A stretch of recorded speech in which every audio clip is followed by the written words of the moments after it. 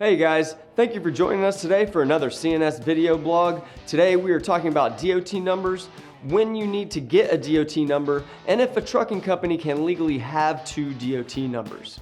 If you have questions at any point in the video, just fill out the form in the description below and one of our DOT compliance specialists will get back to you. And don't forget to subscribe to our channel and hit the bell icon to be notified of new videos. Over the years, the Department of Transportation has been cracking down on trucking companies that have been dropping a bad DOT number for a new clean record. These carriers are called chameleon carriers because they try to blend into new surroundings, hiding themselves from their past negative record. Another frequently used term is reincarnated carriers, which are technically different. While reincarnated carriers are trucking companies that move assets around to prevent fees or compliance issues, a chameleon carrier actually completely shuts down and starts a new company to avoid fees and DOT compliance issues. Chameleon carriers are bad for the trucking industry because many are unsafe operators who disregard hours of service compliance, vehicle or truck maintenance, and/or customer service. There are even companies who use signs that allow them to quickly swap their DOT number and company name on the road to dodge roadside enforcement. But are all carriers with multiple DOT numbers trying to cheat the system? The short answer is no. Adam Galante is one of our DOT compliance specialists, and this is what he had to say. Hello, I am Adam Galante, Vice President of Operations here at Compliance Navigation Specialist.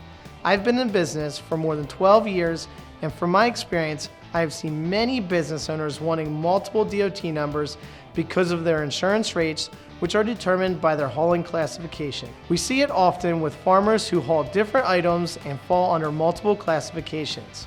We recently had a fertilizer hauler contact us to get a second DOT number, and they instantly thought that they would be considered a chameleon carrier. However, that is not the case. He can have different business entities, and each will have their own operation and DOT number.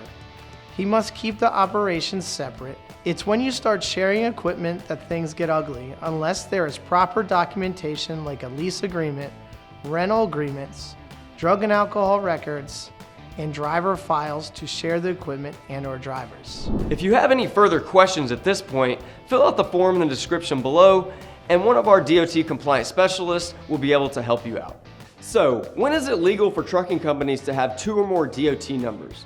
The FMCSA's policy is to assign a unique US DOT identification number to each person required to identify themselves with the FMCSA, and that DOT number would remain assigned to that person forever. According to the DOT, a person includes an individual, corporation, partnership, or other business organization as authorized by state law. For corporations, partnerships, and other business organizations, the US DOT number will remain the same when there's a change in company officials, address, or other demographic information, and the corporation, partnership, or other business organization will continue operations as the same legal person or entity. The only time a company will need multiple DOT numbers is if they operate two or more separate commercial driving units.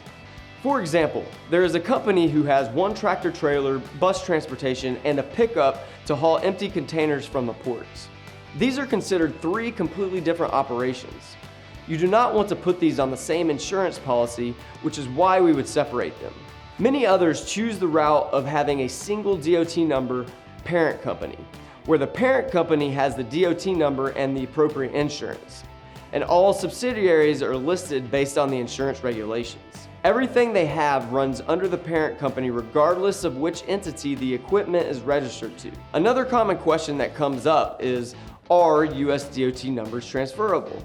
To answer the question simply, no, US DOT numbers are not transferable. However, operating authorities or MC numbers are transferable. The reason for this is because US DOT numbers are a unique identifier to track the safety history of a specific carrier. Transferring a US DOT number would have the effect of transferring the entire safety history of one entity to another separate entity. So this means that if a merger or acquisition creates a new legal entity, a new US DOT number will be required as well. Questions about multiple DOT numbers can come up here because there is a safety history and experience associated to the DOT number, which lowers insurance rates. When the companies merge and get a new DOT number, this is going to increase insurance rates because there is naturally higher insurance for a new entrant.